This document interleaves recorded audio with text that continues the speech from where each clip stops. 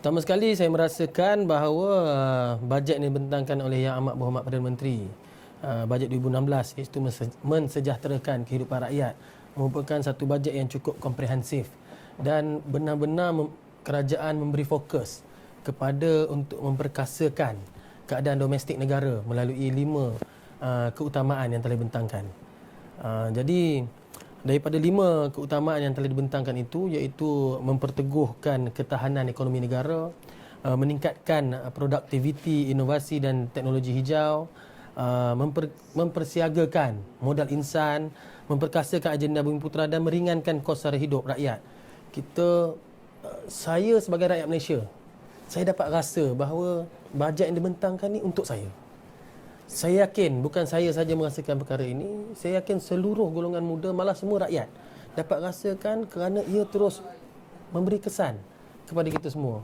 Jadi saya nak ucapkan jutaan terima kasih kepada Yang Amat Berhormat Perdana Menteri kerana bajet yang cukup dekat dengan rakyat, dekat dengan seluruh pelusuk rakyat, bukan saja golongan muda, golongan pertengahan, orang lama dan juga rakyat secara keseluruhannya. Jadi ucapan terima kasih kepada Yang Amat Berhormat Perdana Menteri kerana telah membentangkan bajet yang begitu dekat dengan rakyat.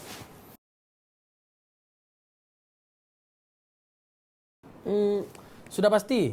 Sebab perkara pertama yang menarik minat saya adalah pengisytiharan tahun pengkomersialan Malaysia pada 2016. Kerana ini sebenarnya mendukung roh untuk memperkasakan keadaan domestik negara, terutamanya dalam memperkukuhkan ataupun menyediakan satu ekosistem yang menyediakan ketahanan ekonomi kepada negara kita serta rakyat secara keseluruhannya.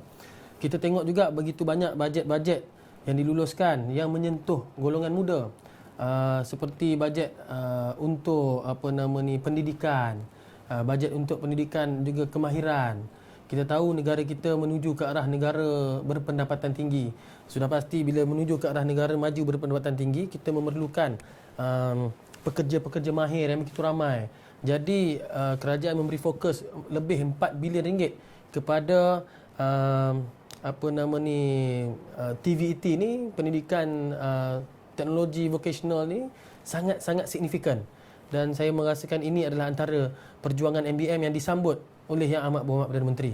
Saya juga dalam kesempatan ini saya nak ucapkan terima kasih yang amat sangat kepada Yang Amat Berhormat Perdana Menteri kerana baru-baru ini dalam MBM telah dijemput dalam majlis konsultasi bajet negara, dan dalam majlis ini Majlis Belia Malaysia telah menghantar memorandum 7 perkara yang kita rasa penting untuk dimasukkan di dalam bajet. Dan daripada 7 perkara yang telah MBM hantarkan, 6 perkara telah dimasukkan di dalam bajet. Dan ini menunjukkan bahawa suara belia di seluruh negara ini dibawa oleh Majlis Belia Malaysia, didengari oleh kepimpinan negara. Dan ini satu perkara yang cukup besar dan saya cukup berterima kasih kepada kepimpinan negara yang dipimpin oleh Yang Amat Berhormat Perdana Menteri. Pertama sekali, bajet yang diturunkan kepada KBS sudah pastinya akan memberi kesan yang baik juga kepada MBM kerana Majlis Belia Malaysia adalah rakan kongsi kepada Kementerian Belia dan Sukan, dan kita banyak melaksanakan program-program yang membawa kebaikan kepada golongan muda khasnya belia bersama dengan Kementerian Belia dan Sukan. Satu lagi, bajet untuk belia yang saya rasa yang dibentangkan oleh Yang Amat Berhormat Perdana Menteri tadi, bukan sahaja bajet kepada KBS saja yang menyentuh ataupun yang menyantuni golongan muda belia. Termasuk juga ada bajet-bajet kepada kementerian-kementerian lain seperti Kementerian Pertanian. Kita lihat ada Agroprono Muda yang disediakan bajet 90 juta ringgit untuk memastikan golongan muda di kawasan pedalaman yang boleh mengusahakan perniagaan-perniagaan berasaskan pertanian. Kita ada tengok begitu banyak bajet untuk permulaan perniagaan, bajet-bajet untuk inovasi sosial, bajet-bajet untuk kreativiti yang disalurkan melalui Magic dan badan-badan lain, Tekun dan sebagainya. Kita rasa sebenarnya bajet-bajet ini patut dimanfaatkan oleh semua golongan muda, bukan saja golongan belia yang berpersatuan, malah belia yang tidak berpersatuan.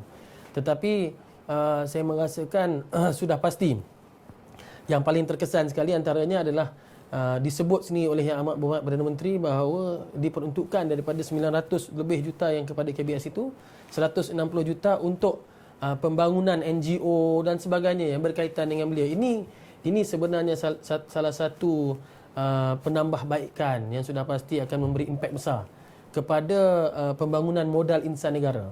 Kita tahu pertubuhan beliau merupakan salah satu daripada kilang melatih ataupun melahirkan lebih ramai pemimpin, kalau tidak pemimpin negara malah pemimpin negeri, setidak-tidaknya pemimpin bagi diri, kerana kita dapat melatih sahsiah, dapat melatih moral di dalam kalangan orang-orang muda.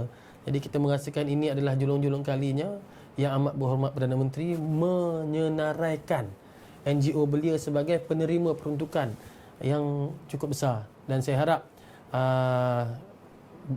seluruh agensi pelaksana termasuklah NGO-NGO belia yang mendapat peruntukan nanti dapatlah melaksanakan setiap daripada perancangan program supaya dapat memberi kesan dan impak yang cukup baik kepada golongan muda, kepada rakyat secara keseluruhan dan kepada negara, supaya kita dapat bangkitkan negara kita sebagai negara yang boleh dipandang tinggi oleh negara luar.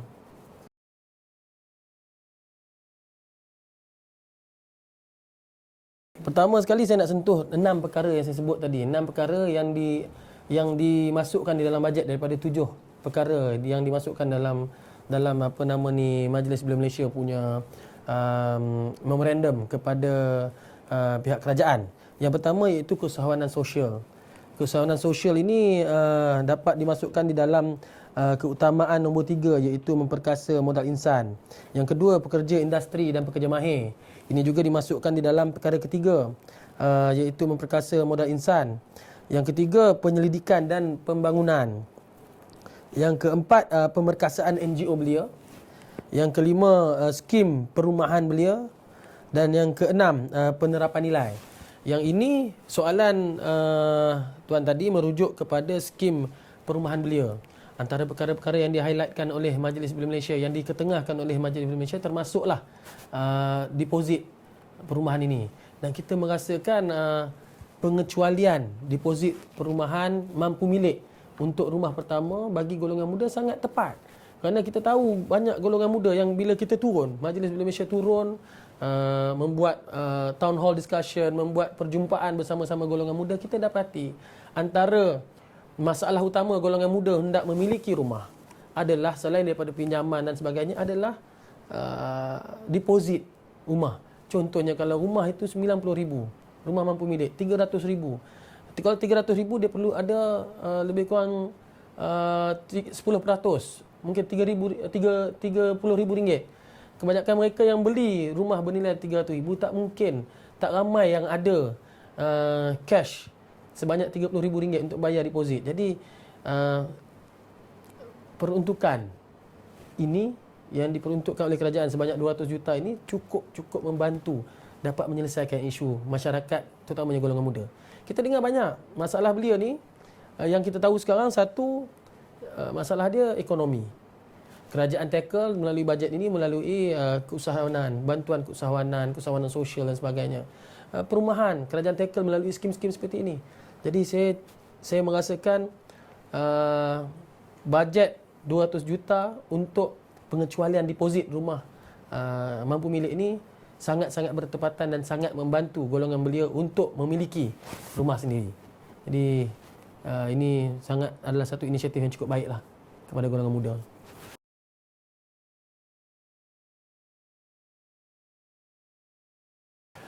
Of course, ini adalah satu soalan yang cukup popular sebelum-sebelum ini, dan ramai rakyat di kalangannya mendengar dakyah-dakyah daripada beberapa pihak sehingga menolak terus pelaksanaan GST. Seperti mana yang telah diperkatakan, MBM menyokong usaha kerajaan untuk pelaksanaan GST ini. Kita lihat dengan seperti mana yang diperkatakan oleh Yang Amat Berhormat Perdana Menteri. Keadaan dunia sekarang ini, ekonomi dunia yang merudum jatuh, di mana akibat daripada keadaan ini menyebabkan harga komoditi seperti minyak, seperti bahan-bahan mentah, yang mana bahan-bahan itu merupakan salah satu atau merupakan antara sumber pendapatan negara. Ini menyebabkan sumber pendapatan negara merosot. Namun kerajaan memilih masa yang tepat mengenepikan tindakan-tindakan popular, membuat satu perkara yang tidak popular di kalangan rakyat, tetapi sebenarnya sekarang ni kita dapat lihat pelaksanaan GST ini memberi manfaat kepada negara. Kita tengok kalau tanpa pelaksanaan GST mungkin bajet kita tahun ini mungkin terpaksa turun lebih daripada 60-70 juta, 60-70 bilion. Jadi dengan adanya pelaksanaan GST dan kita dapat lihat dalam pembentangan bajet hari ini, ianya memberi manfaat yang cukup besar kepada negara. Jadi bila bajet negara ada lebih besar, banyak inisiatif dapat dilaksanakan, banyak aktiviti-aktiviti ekonomi dapat dilaksanakan oleh masyarakat, tidak kira golongan yang berada ataupun yang mengadakan perniagaan secara kecil-kecilan. Ini dapat melahirkan satu ekosistem perniagaan di dalam negara kita dan menyebabkan duit ataupun perbelanjaan itu berada di dalam kawasan negara kita ini dan menyebabkan ekonomi kita dapat meningkat. Itulah pandangan saya, pelaksanaan GST ini cukup baik dan terbukti di dalam pembentangan bajet kita pada kali ini.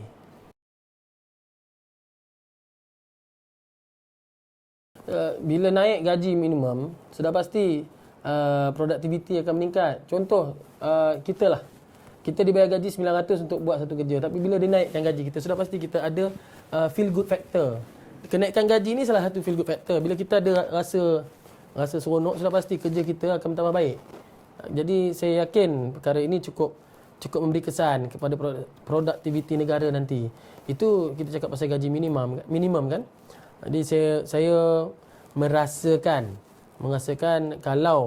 kalau boleh kita pergi ke arah dalam kita menuju ke arah negara maju berpendapatan tinggi, saya berharap nanti satu masa nanti kita mampu sampai ke tahap negara mencapai negara maju yang mempunyai gaji minimum sekurang-kurangnya RM3,000 suatu masa nanti. Dan sebelum mungkin 2020 nanti.